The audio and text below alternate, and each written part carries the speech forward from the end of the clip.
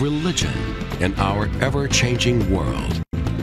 From the NewsChannel 5 network, this is Issues of Faith. Hello everyone, welcome to Issues of Faith. We are talking about forgiveness. Forgiveness in the midst of the most unspeakable circumstance, a crime. How do you forgive the man who murdered your father? And how do you become worthy of such forgiveness? We have with us two people who have written a remarkable book, Forgiveness in the First Degree. Happy to have with us Phillip Robinson and Ron Hammer. Thank you both for being here. Thanks for letting us be here. And so I've read the book, you go back and forth, but Ron, you murdered Phillip's father back in 1986. Yes, sir. And Phillip, you forgave him. Yes, long journey, but yes. And so this book is about that journey. Yeah. How do you forgive the man who murdered your father? Well, when someone takes the life of a loved one, you're in shock initially, and my dad was fairly popular. He owned a grocery store, and that's where he was shot. And a lot of the community was upset with us. There was even an editorial in the NewsChannel, the local paper, that called the men that took my dad's life vermin, and that resonated with me. Early on, I was thinking about vengeance and law and order and wanting these guys to pay for what had happened to our family. But in the midst of that, I was also very keenly aware of all the scriptures about forgiveness. I mean, that Jesus hit the point multiple times, forgive as you have been forgiven. When Peter asked about forgiveness, was 7 enough? Jesus said 70 times 7. And Jesus displays it on the cross. Forgive them, for they don't know what they're doing. And so that was the internal struggle. I knew that at some point I would have to seriously deal with that, but my bad theology left me with thinking, I can't do that. I would visit it from time to time over the years, and I would just set it back down and saying, I can't do this. So to set the stage here, this happened in 1986. Yes. It was in Murfreesboro.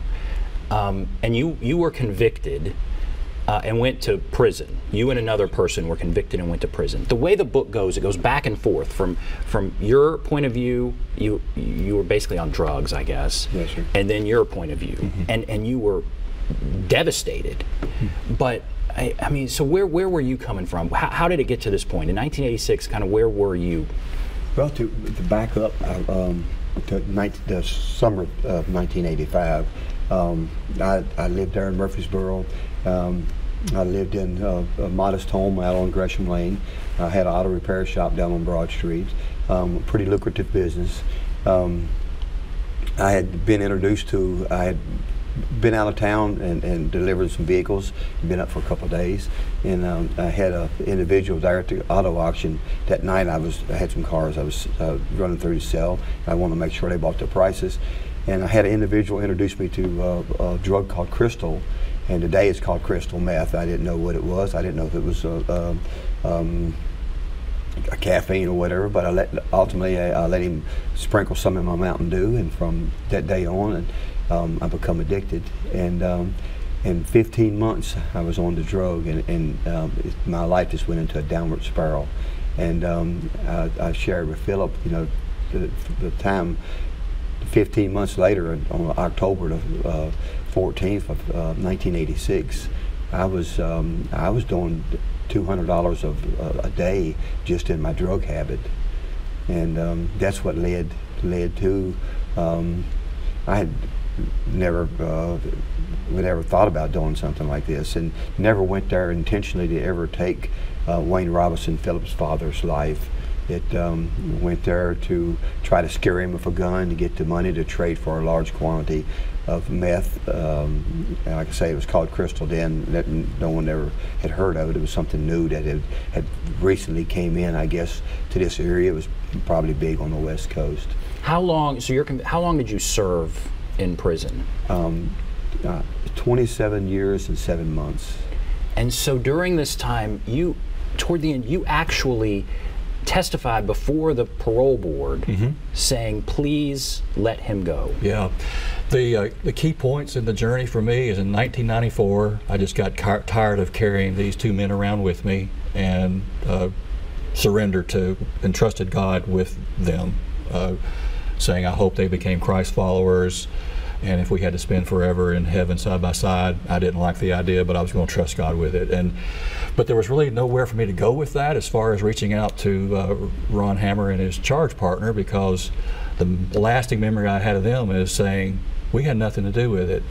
And we'd see appeals, and we'd be aware of appeals all through the process where they're trying to get out from this conviction. So in court, you were saying over and over, I didn't do it. We were lying. We were lying from right out the gate, as you would, for lack of a better word. Yes, we were. Me and my charge partner, my co-defendant. We never took the stand. No one ever told what happened. There was a theory put together. We was convicted on circumstantial evidence, and which was a good thing. I wouldn't be here today if I hadn't been convicted, because I was, like I said, my life was in a downward spiral. In the book, you say there was another prominent murder in Nashville, and that person started talking about the F word. Yeah, forgiveness. Forgiveness. The forgiveness word. And you weren't there. No, that was like a month or two after. I was, I couldn't believe that someone so quickly could do that without the struggle. So that's my struggle. It wasn't his struggle. But so in 1994, I'm freed up, but I really never communicated that to Ron or the man that was convicted with him.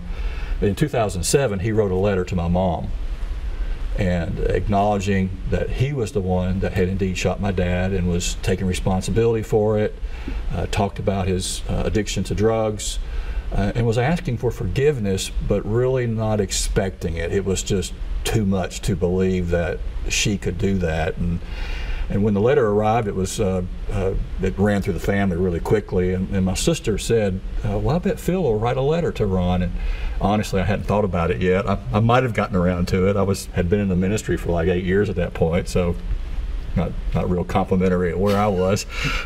So I do sit down, I write the letter to Ron, and I tell him, I thanked him for his courage.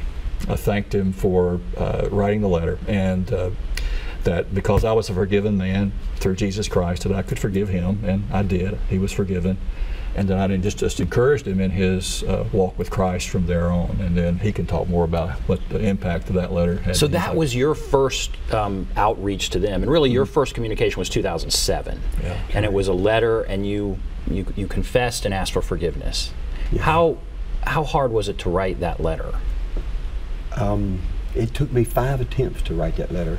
I had turned my life over. I had ran from God and blamed God because I knew there was not around. I'm a former Marine, honorable discharge Vietnam Marine, and I knew guns, and I knew it wasn't around in the chamber, and there was no way that the gun should have went off there in the struggle with Philip's father and so I ran from God for 10 years, blaming God, not myself. I was blaming God, but on October the 7th of 1996, I got tired of living the life I was living in prison, and because I was seeing Christians and how they were lifted up and how much seemed like happier they were.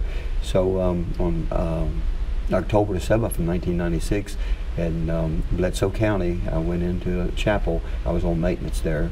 I went into chapel just to do a light check, and God's presence was so strong, and I gave my life to the Lord that day. And I had wanted to write this letter several times, but I didn't want to bring any more hurt to the family, because when you take a man's life, that man or woman, that person, they live in you. And Philip's dad, Wayne, he lives in me every day, still to this day. I mean, it's not a day goes by, and sometimes not an hour or so goes by that I don't think of him. And I was living in condemnation. I couldn't forgive myself until I received that letter. You wrote the letter. What did you expect after you wrote it?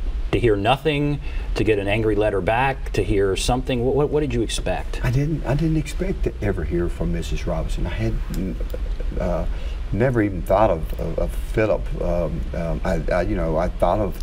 I knew that they had a daughter and a son, but I had never expected to get a letter back. And one day there in the cell, when I was there, the CEO, correctional officer, slid a letter under my door. And this was a couple of weeks or so after I had written the letter. But I needed to write the letter because I had went as far with, I'd been serving God. I'd been trying to take people under my wings to keep them from getting into the gangs and things like that. Doing all I could with, with the chapel and things, and the church ministry comes in. But I still had that hardness, that crust on my heart.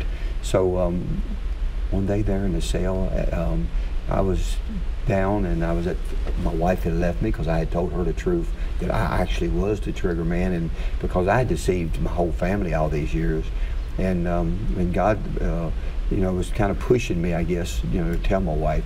Well, when I told my wife, she just left the visiting area and she immediately divorced me. Right. So I was at my lowest point, and I was asking, reaching out and crying out to God. I've served you. I've confessed my sins. Why are you, do I still have this, burden I'm carrying around? And he whispered to me, "You haven't told the Robinson family." Oh, all right. We have to take a break, and I want to come back and talk about when you forgave and actually went and testified before the parole board. Not everybody supported that. Right. No, there were people that were like, "What are you thinking?" Right. All right, but we'll take a break. We'll come back, continue our discussion, be back right after this.